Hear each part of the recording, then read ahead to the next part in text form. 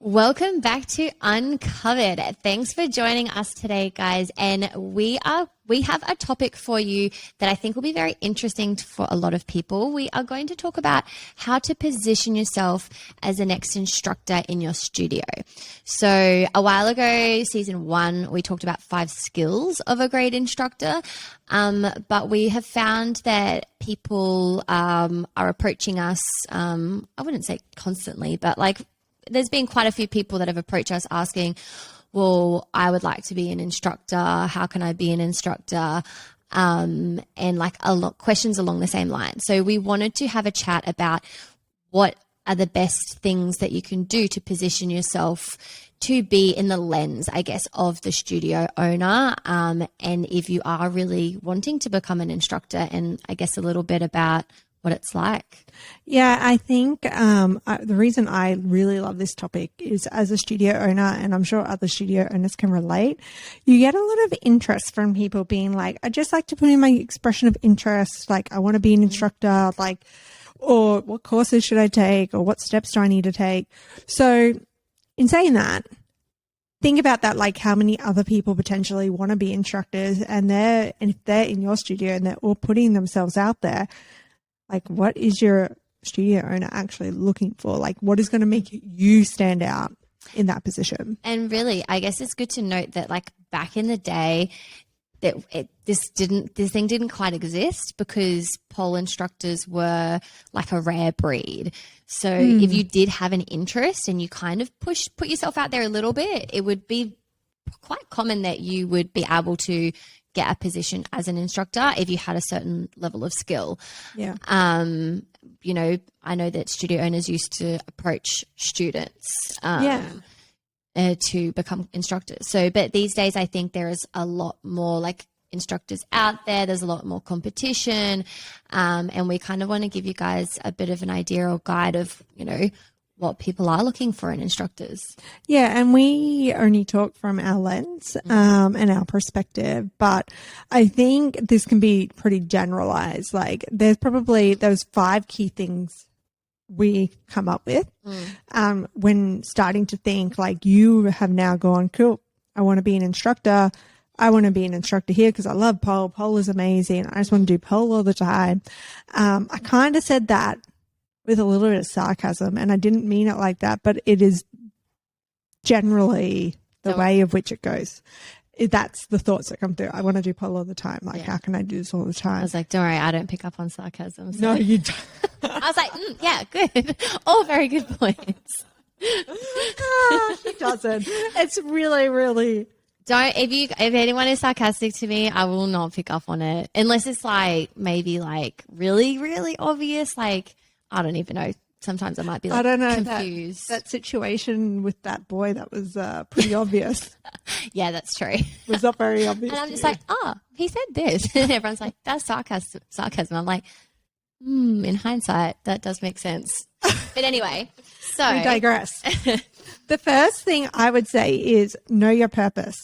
And the one thing I challenge you, if you're an instructor or if you're a student, is do you just want it because an instructor has a status associated with it? It's a it's a why. Really ask yourself that question. We haven't had a Steph why recently. Steph's what's your why? What's your purpose? What's your purpose? What's your why? This is it. But so many people I speak to in the industry, and we talk about instructors, it's like everybody wants to be one because of the status associated with it. Like you need to, I'm going to be assertive here.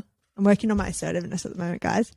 You need to read that. Like it's got to go. Yeah. Like, yeah, it's cool, but like that should not. Look, sorry, I'm about to go on a rant. Go for it. Yeah, look, it's good and to have that as a want, but it can't be your purpose. I think you need to be realistic with yourself. You need to identify this because, you know, it is something, but depending on what your studio's purpose is, you may not align. And that's where the problem's going to come if you have this desire to be one purely because the status associated with it. Because at the end of the day, while it looks like rainbows, unicorns, pleasers, or pretty glittery things, it's still a job. Well, I guess another way to think about it is if you are thinking that you might be wanting it for a status, it's like, well, would you start your own? You know, because there's so much more to go into it. Like, are you wanting to be a pole instructor? Would you want to start something yourself? Like, and the answer is probably no for most people. People just want to do the fun stuff. Yeah. And, you know, being a pole instructor does come with a lot of benefits, like the fact that you can potentially go to a studio outside of hours and train. You have a bit of flexibility. I guess it depends on your schedule. You might be working 9 to 5 and your only hours are the hours that the studio's open or the weekend. It is handy, but also there's so many other things you can do these days, like getting a pole at home to be able to train whenever you want. So although there's the benefit, like I guess that would be the one main benefit is training whenever, and then maybe being able to join into classes at like a discounted price. It depends on the studio and what their staff benefits are. Some studios don't actually really give a discounted price for instructors, or they might just give them a really small benefit. It's not actually really worth it, but people are wanting to be an instructor. Like that's different. So when going through, I would agree, like that for like our studio as an example, we do have a good staff benefits deal. So you can understand why people would be like, yeah, well, I want to be an instructor because it appears the instructors get X, Y, Z. The other thing is like, is it that you want to help people on their journey? Like that seems like the most logical, and like, thinking about it, like that would be the one you'd pick, but that's not how everyone thinks. Some people don't want to help people, but they might like the journey of teaching somebody, or but what is it? So going deep into our souls. That's what happens when we haven't done solos for a while. Like, what is it that really, really motivates you to be an instructor and like understand, like, to do this role? So yeah. And I guess like if you are finding that you're in class, and I see this with students all the time, the ones that will be the first one to go and run over and spot someone and try and help them, give them tips, or go, oh no, you've got your hand wrong, or really try and figure out if someone's doing something wrong. I know some instructors don't like that in classes. Especially my advanced class, I do really like the students to try and practice a bit of critical thinking. And if they see someone doing something wrong, is kind of try and point it out or ask me, because then that creates better pole dancers in general. So I see a lot of students, the advanced students, going over to help each other and say, oh, like, no, you've got the wrong hand in the wrong position. And so if you find yourself doing that naturally, that might be a little bit of an indication of, oh no, you might actually do really love like helping people and seeing them achieve stuff. If you're kind of like sit in the class and you want to just be on your own, you just want to do your own thing and focus on yourself, then maybe it's just an element of like, hey, you want to be, you know, you want that extra benefits. You want to just be able to train more, train harder. I know that I always say this, as soon as I became an instructor, I did become a lot stronger, because you can't just not do it. When you're teaching, you got to demonstrate. You have to demonstrate. You might be tired. Like, it makes you show up. So it kind of is like a little bit of form of training as well. And I used to like put my, I would do conditioning with the students, and that will kind of help me tick a box for the week as well. Like bits and pieces, if I did like 4 classes in a row, do bits and pieces where the students were confident doing it, or, you know, they're doing it over and over again, because obviously as an instructor, you still need to give tips and that sort of stuff. I also found that when I started teaching, my training also dropped off, like my dedicating training time, because now I've committed X amount of hours a week to teaching other people, and I was learning and I was progressing because I was trying to find different things to teach. Yes. So my different type of training, really. My repertoire was like, or my toolbox was growing, but it was growing in a different way. So you will have to jeopardize some, potentially, depending on your studio. Like, we really encourage that you're a pole dancer first and you're an instructor second, but you might need to think about your schedule. So now that you've got your purpose and you're like, okay, I'm Jane Smith and my instructor purpose is X, Y, Z, now I really encourage you to go, what are the qualities of, think about your experiences in classes. What did you love and what did you not love so much? Because this is going to be your handbook for being an instructor. And remembering that just because you didn't love somebody's thing, that's not a reflection of them. They might just not be your instructor. And this is why we have so many instructors in the industry, because not everybody's going to gel, and that's okay. It's all relationships. So it's okay if you don't think that that's not the right thing for you, and you don't want to make 1,000 mini yous, but you need to be able to think about what you did love and why you loved it. The why is important, not just be like, I love that Renee does the burpees with us. You probably don't need to be doing burpees in class. But anyway, I love that Renee... I will not be doing the burpees with you.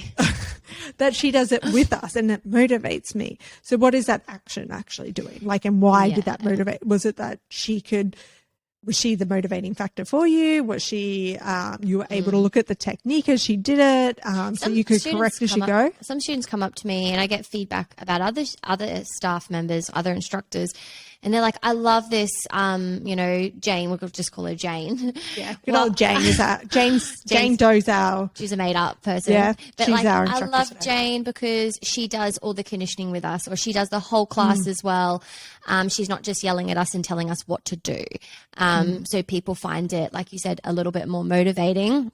I wouldn't say that you have to do that as an instructor. No. Some people have said to me before, oh, why aren't you doing it with us? And I'm like, well, I'm not here to be doing the exact same class as you. I'm here to be teaching you the class and giving you that sort of stuff. But if it's like we're doing a plank hold together, like I jump down and do a plank with them and still talk and in the same time.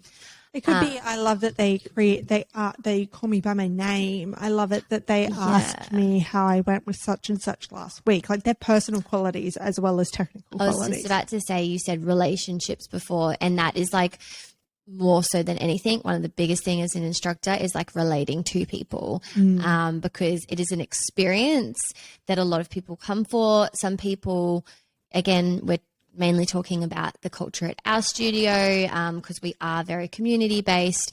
Some studios, maybe you just come do your class, you don't really talk to anyone and you go.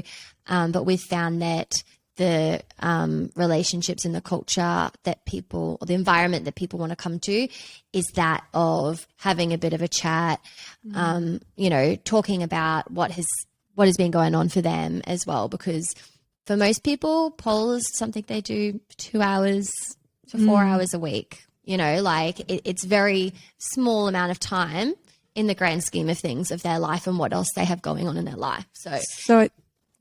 I think that's really important to lead into our second point, is like, understand your studio. Yeah. Like us as an example, are community focused. Every win should be celebrated. Like, yes, safety is really important to us in our curriculum, but so is the experience of which we provide. So being able to observe, or even, go on their Instagram page. What does their Instagram page actually show? What attracted you to the studio? What does their website say about themselves? What are they trying to achieve? Do they have a mission, a vision? Like, coming all the way back to prefacing this with, we are small businesses. Yeah. So we don't necessarily have all these things, because we're small businesses predominantly ran by single people, and it's a lot. It is a lot to run a studio. It's not impossible, but it's a lot. And so, I think it's important to remember that they might not necessarily be perfect, but it might even be like asking the studio owner, why did you start this studio? Or why did you buy this studio? Or why do you love doing what you love doing? And you'll probably get an insight into what they love and what they really want to see in their own studio, just purely from asking that question. Exactly. And that, I didn't even think of that point. That would be really good for you to position yourself to go, okay, I know where this studio owner wants to go with their studio. If someone has just said, hey, I've got this, it's just, I still have another job and it's just my side hobby sort of thing, then you get a bit of an insight into what their visions are as well. And then, like Steph was saying, is what is your purpose, and does that align? Yeah, coming all the way back, full circle. Again, this is all relationship stuff. Could you actually work for this person? And look, I don't think it's bad to be like, what is it? Asking instructors, like, how do you enjoy your position? Like, how do you enjoy being an instructor here? How do you find it? Like, it's no different to if I was looking for a job and I knew somebody, you know, I would probably in that company or that department, I would probably reach out, be like, hey, can I have coffee? I want to know more about the department you're in.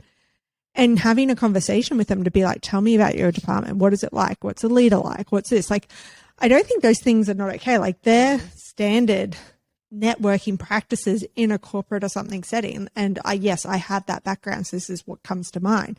But it might give you an indication on whether or not this particular studio is aligned with you.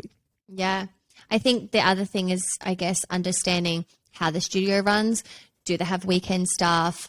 What are they looking for? Like, is obviously most classes are going to be nights and weekends. And if you're like, oh, no, I just want like a daytime thing during the week. I only want to teach 1 hour. Like, that might not be the right fit. Yeah. Yeah. So having those conversations with other, I guess, instructors or even just with the studio owner themselves to find out how things operate a little bit more behind the scenes, so you can get a little bit more of an idea about whether it's going to suit your lifestyle as well. And that leads us, I guess, very nicely into point number 3. Well done, Renee. I'm great at the segue today. She's just like nailing it. Understand the role of an instructor. As we mentioned before, and I almost think we need to normalize in the industry, is it is a job. Yeah. People are, yes, for some it's a fun job, but people are being paid to fulfill a service on behalf of an business. Employer. Yeah. Thank you. That's the word. So yeah, it is a job. There are responsibilities. It's not just all rainbows, sunshines and lollipops. Like, you might have to think about retention and people being able to be in your class and continuously bring them back.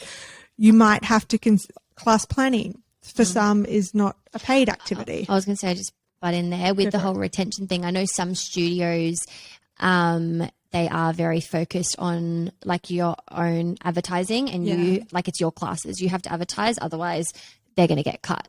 So you are responsible for your own classes.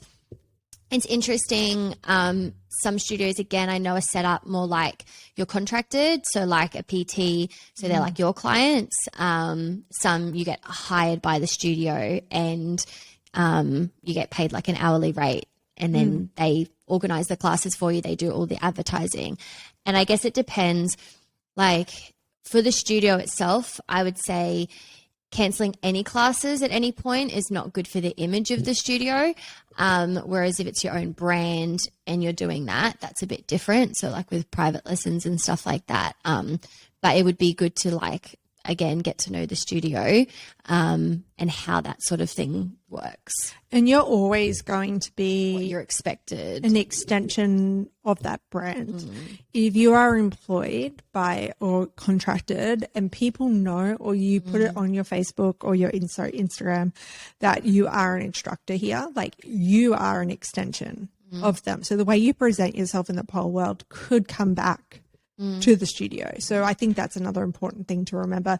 Just as, like, I remember working at BOQ and it was extremely recommended not to put where you worked on Facebook, because if you went out and did, and this shit ends up on a current affair all the time. It's like, old mate that works for the green mob co that is all about, you know, climate change, actually is sharing all coal stuff and how it's good for the world. Like, it's conflicting. That's a extreme like example, but it sort of shows how it can conflict. So, but yeah, like, it is a job. So you do have to think about workplace health and safety. It's not just like, let's just squeeze you into this. It's like, is this the safest thing for this person? Because you could be liable for these things. Like, you want to provide safe, fun classes for people to come back to that include retention, housekeeping, workplace health and safety, cleaning the studio, like making sure the studio is clean at the end of the day. Like,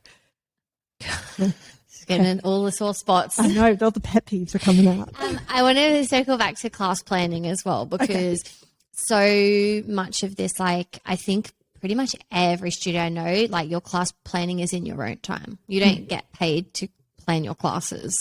So that is like an extra element of time that you need to consider by being an instructor. And if you are working full time, trying to have a social life, trying to do other things among that, then and trying to be a pole instructor, also training yourself, like is a big time commitment.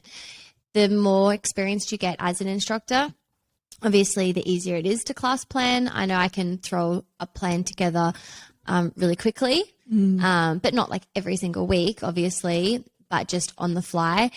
But you need to sit down, and if you want to keep like growing as an instructor and developing, you want to be doing, like, I guess we call it professional development, and you want to be looking at new things coming in. You want to be breaking things down, thinking about your own skills and reflecting on your own classes, how they're going, how your teaching ability is going, I guess. Because I feel like people do so much work just to get to being an instructor, and then sometimes they stop from there. It's like, okay, that's achieved. But it's a continual, like, you think about the work you want to do to get to being an instructor, like that keeps going, and you want to keep improving yourself. There's no stopping with that journey. And I think what's really important to note on that, first of all, we're trying not to scare you about being an instructor, but we are trying to have a real and honest conversation with you about what it actually entails. And the pole dancing industry is growing and expanding.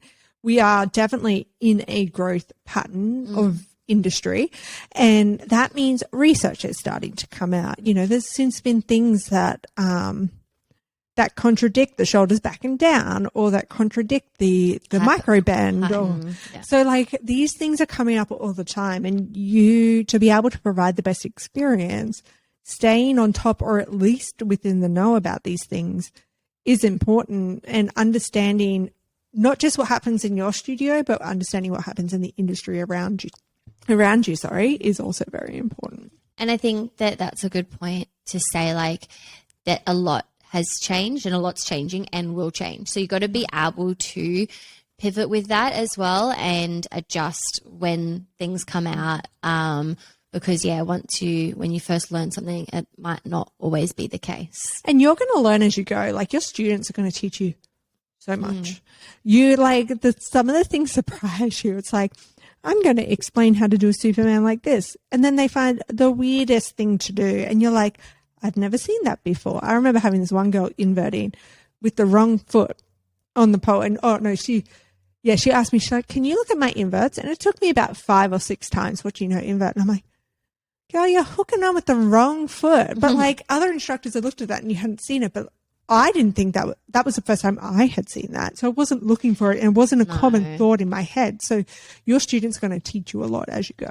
And we are all learning. Like, even being in pole 10 years, I'm still learning so much. And the fact that when I first started teaching, like, typically the people that would come in and do pole, not that they were like a typical personality type, but when it was kind of a bit taboo, you'd find like certain types of people coming in. And then now that it's a little bit more accepted, like, you have heaps of people that have zero dance or fitness experience ever, people that have been injured, people that are ex-gymnasts or ex-athlete. Like, you've just got such a wide range that you weren't necessarily seeing back then, so that you then need to then go, oh, okay, we haven't had someone come in with, I guess, maybe like a physical disability, a missing arm, missing fingers. Like, I think we have talked about this at some point. It's like how much your hand actually does and the roles that like each finger will play. Like, how do we then teach this person best? And, some of that's really specialized knowledge. Some of it is just more, working with people that, maybe even struggling with mental health or something like that. And like we said earlier, like, it's all relationship based, and teaching in general, like the general art form of teaching, is so important in society. So I think that is a really, like a really advanced skill to develop. I agree. And like, I think one of the things we said in the 5 skills you need is like, it is a customer service role, but we said it was sexier. Like, think customer service. That's sexier. How good is it though? Yeah, I'm just like, sometimes like, how good is pole? Like, I know, it's so good. You get to like walk around in your undies and pretty heels. And the other thing I just thought of as well, which I guess is a little bit about understanding the studio and about the role is like, who are you teaching? Are you teaching females only? Are you teaching males as well? Like, what do what sort of environment? And who is that audience? Generally, when you wanting to become an instructor, you've been in the studio. Like, people don't become instructors that have never polled before. Yeah. But just understanding your audience and understanding what knowledge you might need as well. This leads very nicely into our fourth point. Pay attention to how the classes run. Back to Renee's point. Who are the clientele? Who is their audience? What are the instructors doing? There's generally a structure sitting underneath most of these classes. And if you actually watch enough of them, you'll be able to see it. So like start taking notes of that. Like work out what's happening. Like when an instructor does X, how does a student respond? When an instructor does Y, like, what feedback are you getting from your fellow pole babes, like sisters, brothers, like students?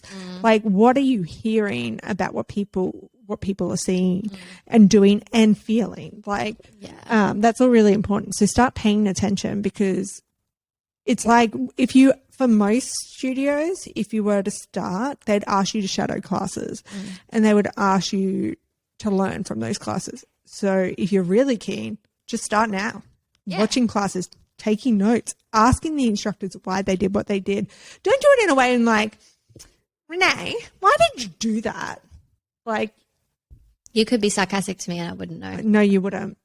So you could ask me like that. You could ask, but like, don't do it in a way that puts them down, because I think for instructors, one of the biggest things that we've found amongst our team is they almost hate. I don't know if that's such hate. They dislike being compared to one another or being like, old mate does this, but you do this. And we all want to make you guys happy in class, and we all want you to have a good experience. So at the thought of someone not having a good experience, or like, oh, why did you do it like this? Or, and then oh, I didn't you to like somebody this. else. So-and-so does it this way and it's much better. It's kind of like makes you feel a little bit inferior. And again, we do this because we love doing it. So to do something you love doing and then someone to kind of like offend you a little bit can be quite disheartening. You're being vulnerable in every single class you teach, and you're literally wearing almost nothing. So the vulnerability is there in so many levels. Especially, I'm an oversharer too. So, Jeez. But what I was going to say before is what Steph always says is like seek to understand. Yes. So if you want to know particularly why something was done a certain way as opposed to another way, then you just ask the question and just say, oh, like, I'm just really interested in seeing like what was behind this. And, some instructors might go, I don't know. And it might, cue them to kind of reflect on their class and be like, oh, why did I do this way? Because that reflection is going to be like your best tool. So I was going to say one more thing before we move on to the next one. Give me a good segue. Oh, gosh. Well, I don't even know what the next one is. So, like what Steph said, is start now. If you are really passionate about being an instructor, don't just wait until an opportunity comes up.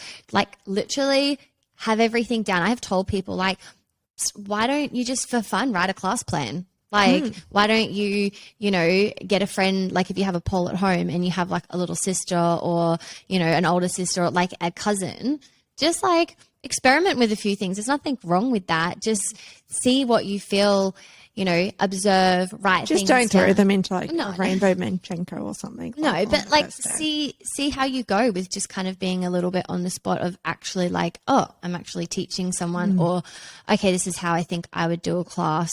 This is how it's structured. Because if you were to come up to us and we go, okay, like what would you do? And you're like, oh, I haven't even thought about it. It's like, oh, so you've thought about being an instructor, but you haven't really thought about the logistics of it. So, and like you guys almost have access to a lot to be able to understand it. Like, and there's so much stuff online too. So look, now that you've got your purpose, you understand your studio, we've given you the lowdown on what it's like to be an instructor. And I hope you've spoken to an instructor in your studio to find out. You've started paying attention in class as Renee's recommended. You've already got a class plan. You're good to go. You understand the warm-ups, X, Y, Z. Put yourself out there. Have a chat to your studio owner. keep in mind, depending on the studio and its size, they might get quite a bit of interest. So what's going to make you stand out? And I think for me, like, I don't know that too many people have been like, I'm really interested in being a pole dancer and this is an instructor and this is why. Like, nobody's like sold themselves on why they want to be an instructor. Like, so yeah, like, yeah, we're a big studio. We have a big team. We get quite a bit of interest, but yeah, like, how are you going to stand out amongst that? And if you are already prepping and being like, look, I've really been learning and this is what I understand about being a relevant instructor. And this is how I feel like I can provide you value. That this is next step, but like, or next level. But those things are going to be like, cool, you really thought about this. I don't need to ask you those questions to understand why you want to be an instructor. And not only just like mentioning it once, it's like living it pretty much. Not like living it, but like, it's just like, hey, like you know, you might have that conversation. I'm interested, or I'm still interested. But like the little things you do and the little steps you take along the way, just get involved with the studio. Like there's often, if there's events and stuff happening, like volunteer for some events. Like if you want to get into some companies and businesses, sometimes you volunteer for them first. Yeah. You just get involved. You get like your personality out there. You hang around a little bit more. That's a really great way to get your name in the forefront of the owner's head, and then to kind of see a little bit more about you, and maybe like to convince them a little bit as well, and to go, oh, hang on a second, actually, no, I really like think that I need to create a spot for this person, or like they're really a positive contribution to my studio, and this is what I want. This aligns with my mission. So these are the look, I feel like they'd be a great asset to my team, and I think it's really important to note that like, just because they don't hire you in the first instance when something is available doesn't mean that they're not interested. It just could be depending on the circumstances of which arise. So please don't get disheartened in the initial stages. Just keep presenting yourself in the best way possible. And you know what? The studio you're in right now you might not be the best fit for that studio, and they might not be the best fit for you. So it is okay to seek those things elsewhere as well. Yeah. So yeah, and yeah, another little key takeaway is just because you've done your instructor qualification doesn't necessarily mean you're going to be the next best fit. Yeah, it's not just like a guaranteed way in. I would encourage doing it for your own learning. I think that doing it for their own learning and getting a bit more insight into it is a great thing anyway. Like doing a course, you do a course at TAFE or at uni or something like that. It doesn't mean you get a job necessarily. No. You still have to do the job things. But yeah, so there are 5 tips. Purpose, understand studio, the role of an instructor, understand how it runs, and yeah, put yourself out there. And if you have any questions about any of this, we're always happy to like have a chat as well. Or if you've had any scenarios that you want to sort of talk through, we can kind of help with that. Definitely more than happy to answer any questions you have about being an instructor. I mean, I've got 7 years up my sleeve, and you've got more than me, like 9. 9. Yeah, so we've both been instructing for quite some time, and just being a head instructor and a studio owner, definitely have seen a lot. So mostly within our own studios, but yeah, we can definitely answer any questions you may have. So thank you for joining us to talk all things how to position yourself as the next instructor for your studio. I think there were some really good points in this, and you know, being an instructor is a really, really rewarding role. Definitely don't take away from that. But yeah, there is a lot of exciting things that sit around it. So it's really good, and I would almost say refreshing to have real conversations about what these roles look like and what skills you need to have. So if you are a super keen instructor, go back and listen to episode 15 about the 5 skills. That's a great episode as well. Listen to this one, do some journaling, do some reflecting, and work on your little game plan to becoming the next instructor. If you're loving us, you know what to do. Come hang out with us on Uncovered. We're obviously on YouTube. If you want to see what we wear when it's absolutely freezing cold, because it is in Brisbane, we're both sooks. But yeah. Anyway, guys, until next time, we'll see you soon. Bye. Oh, I keep needing yours.